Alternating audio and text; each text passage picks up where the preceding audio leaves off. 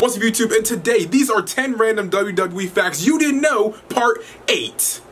The current SmackDown Live Tag Team Champions, The New Day, have defended their WWE Tag Team Championships at Hell in a Cell the last 4 consecutive years, with those 4 opponents being 2015 against the Dudley Boys, 2016 against The Bar, 2017 against the Usos inside the Hell in a Cell, and then this year 2018 against Rusev Day, where they should have lost.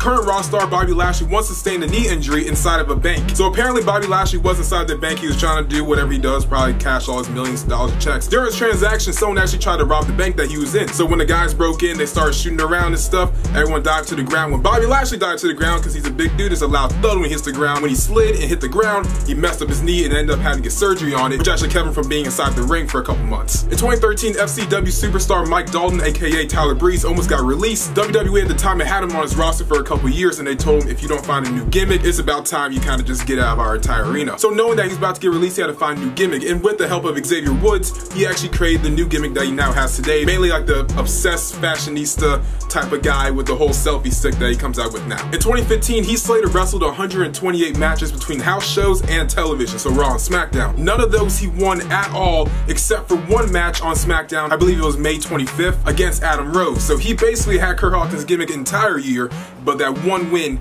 has given him more wins than Kurt Hawkins has since he returned in 2016. It's 2018.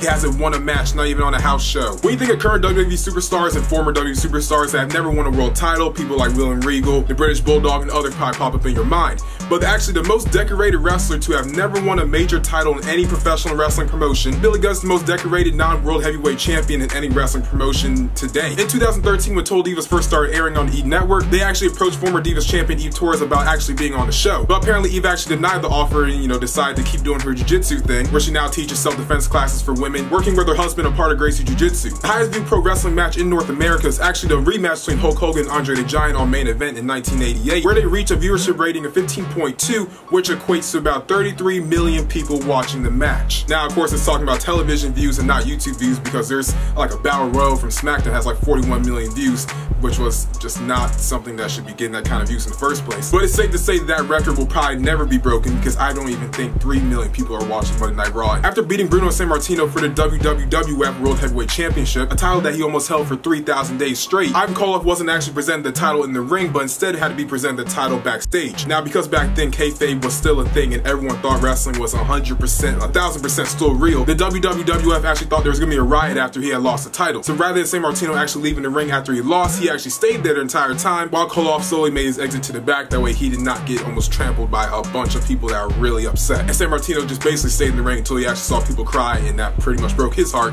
so he decided to go to the back by then. And finally, The Undertaker used to have a lot of different names before he became The Undertaker now in WWE. He used to go by Kane the Undertaker, Big Red, Mark Calloway, a bunch of stuff, right? But one name he used to go by before ever getting involved with WCW or the WWE was the Punisher Dice Morgan. Him and Scott Hall, or Razor Ramon, had a tag team match in New Japan Pro Wrestling. I believe it was like the early 90s, maybe before that, maybe sometime in the 80s. But yeah, guys, this video really enjoyed. In the comments down below, tell me which fact you did not know at all, or maybe which one was the most interesting to you. But make sure to like, comment, share, always subscribe, and we outie.